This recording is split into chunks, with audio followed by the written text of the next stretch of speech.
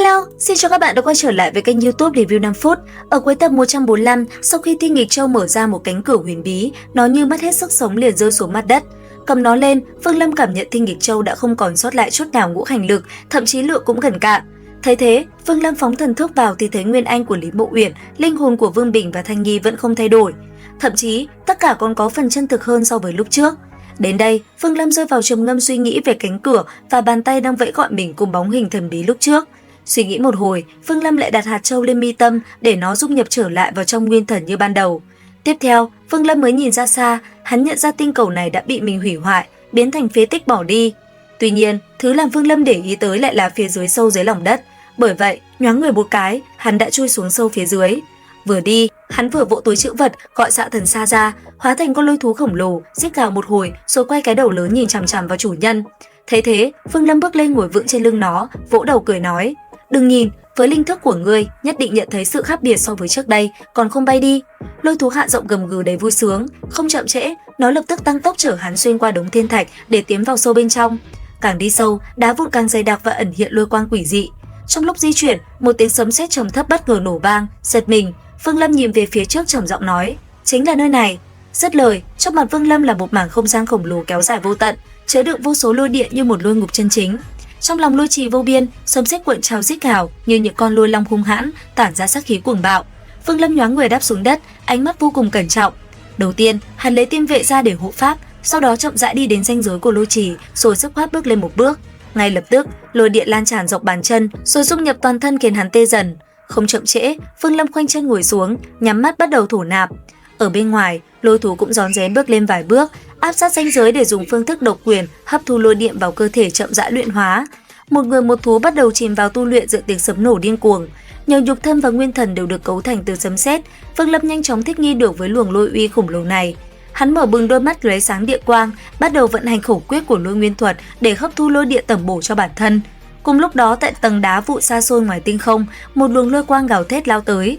Trong lôi quang là một đầu lôi thú khoác bộ giáp màu đen cực kỳ dữ tợn, trên đầu không có sừng nhưng nổi lên một mụn lớn đang uẩn hóa. Trên lưng nó, một người đàn ông tóc đen khoác áo giáp, gương mặt không chút thay đổi đang cưỡi thú lao thẳng về phía tầng đá vụn. Người này vuốt đầu lôi thú, ánh mắt lộ vẻ kỳ dị lẩm bẩm tính toán về trận chiến sắp tới khi lôi chi tiên giới sắp mở ra. Khóe miệng gã hiện lên vẻ âm trầm, thúc giục tốc độ của lôi thú bay nhanh hơn, hướng về chốn lôi ngục Nam vực. Nơi đó có lời đồn là địa phương Hạt Châu Thiên Nghịch thần bí xuất hiện lần đầu tiên vô số năm trước tạo thành dị biến lôi đỉnh thiên địa. Tại trung tâm lôi trì, Phương Lâm đang tập trung cao độ để vận hành thủ ấn lôi nguyên thuật. Hai tay hắn đặt trên đầu gối bắt quyết, xung lên một cái lập tức tạo ra hàng loạt cơn sóng lôi quang chậm rãi tản ra xung quanh. Một cái bắt quyết của hắn ẩn chứa chính cái thủ ấn thi triển với tốc độ cực nhanh, hình thành nên hiệu quả lôi ấn. Nhất thời, luồng lực lượng lôi đình trong lôi trì khổng lồ lập tức bị hút tới, hóa thành một con long lao vào cắn nuốt thân thể Vương Lâm. Nhưng nháy mắt, nó đã liền tiêu tan, chui tọt vào bên trong cơ thể hắn. Sau một hồi nỗ lực ép luyện, luồng sấm sét nhập thể dần sụp đổ, chuyển hóa thành một tia nguyên lực thiên địa vô cùng nhỏ bé. Hắn lập tức khống chế tia nguyên lực thô này hướng về phía nguyên thần, tiến hành loại bỏ tạp chất để ngưng luyện thành thứ bản thân có thể sử dụng. Tuy nhiên, ngay tại thời điểm mấu chốt, khi tia nguyên lực pha tạp kia vừa chạm tới nguyên thần, một biến cố đột ngột xảy ra.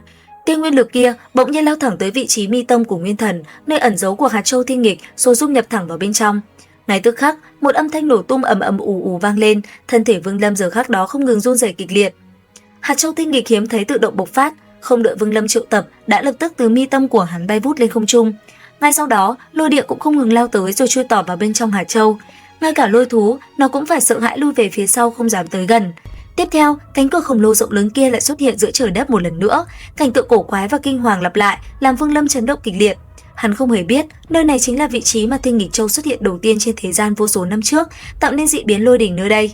Cánh cửa thiên địa khổng lồ xuất hiện, cũng là lần đầu tiên Hạt Châu Nghịch Thiên chính thức nhận chủ toàn diện. Tiếp theo, thuận theo nhân quả tự nhiên, Vương Lâm đem Hạt Châu Thiên Nghịch hấp thu ngược trở lại vào trong nguyên thần. Cứ thế giữa khoảng không lôi trì, tử quang bùng phát, nhuộm tím toàn bộ vạn vật và sấm sét thế gian, chính giữa nó là Vương Lâm. Tiếp theo, vô số luồng lôi điện màu tím bao quanh lôi trì điên cuồng lao đến tấn công, quấn chặt lấy cánh tay cự đại ở trong cánh cửa. Nhận thấy lôi quang đã tạm thời trấn trú được mối hiểm họa, Phương Lâm cắn chặt răng, quyết định đánh cược một phen. Tiếp theo, Phương Lâm hóa thành một luồng lôi quang, dùng tốc độ áp sát cánh cửa, nơi mà đó có một khe hở nhỏ. Trong chớp mắt đó, thời gian và không gian như ngừng vận chuyển. Thân hình Vương Lâm vừa tới gần đã bị đóng băng ngoài khe cửa, bản thân như bị hút hồn, dung nhập hoàn toàn vào bên trong. Tiếp theo, trong không gian kia, hắn lập tức nhận ra một không gian mơ hồ thì lẩm bẩm, nơi này là không gian thiên nghịch. Dứt lời, vô số vật sáng ẩn hiện bắt đầu biến hóa dữ dội. Một đốm sáng lập tức bành trướng với tốc độ kinh hoàng, biến thành một tinh cầu ánh sáng khổng lồ. Ngay sau đó, các màng bụi ngưng tụ lại thành đại lục, sông dài và biển rộng, cấu thành một tu chân tinh hoàn chỉnh với linh khí nồng đậm. Nhưng ngay khi Vương Lâm còn chưa hết khiếp sợ, tinh cầu này đột ngột đảo ngược thời gian, tất cả tản ra trở lại thành một đốm sáng nhỏ. Quá trình sinh diệt của vật sáng khiến Vương Lâm dần mất đi ý thức, cả người chìm đắm, phiêu bạt trong khoảng không gian vô bờ bến.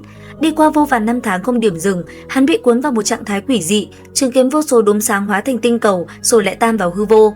Hắn cảm nhận được một luồng lực lượng quy tắc thần bí có mặt ở khắp mọi nơi, không đầu không cuối, đơn giản nhưng vô cùng khắc sâu. Trong hành trình tâm đạo, Vương Lâm nhìn thấy một tinh cầu đặc biệt tồn tại, tỏa ra luồng sinh cơ yếu ớt nhưng tràn đầy sự ấm áp, dịu dàng. Bên cạnh nó có hai tinh cầu nhỏ gắn kết chặt chẽ không rời. Khi Vương Lâm tiến lại gần, một tinh cầu nhỏ lập tức dấy lên các gợn sóng vui sướng, ẩn chứa tình cảm nhu mì sâu đậm. Tâm thần chấn động, Vương Lâm vô thức biến ảo ra bàn tay nhẹ nhàng chạm tới, khiến ba tinh cầu lập tức tiêu tan thành ba đạo hào quang dung nhập vào đầu hắn. Trong ảo cảnh, Vương Lâm bước vào một tinh cầu, trong tinh cầu có một hộ gia đình hai người sinh sống.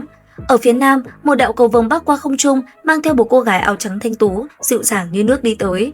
Nàng khẽ vuốt tóc, ánh mắt lộ vẻ mê hoặc nhìn xuống mặt đất, nhẹ giọng hỏi: "Hôm nay sao vậy? Vì sao làm ta thấy có một loại cảm giác rất quen thuộc?" Nàng trầm ngâm hồi lâu rồi biến mất vào đất trời, để lại một lời nói kiên định vang vọng trong gió nói: "Ta muốn tìm đến đáp án." Trải qua vô số năm tháng vĩnh cửu, tinh cầu dần biến đổi, nhưng hai người sống bình thản và cô gái đi tìm đáp án kia vẫn vĩnh viễn không biến mất. Cho đến một ngày, mặt đất tiêu tán, ba người hóa thành 30 nguồn sáng bay ra từ một bàn tay khổng lồ rồi tiêu tán cùng ý thức của Vương Lâm. Khi hình ảnh đó tan đi, Vương Lâm khẽ lẩm bẩm hỏi: "Cái này chính là đạo sao?"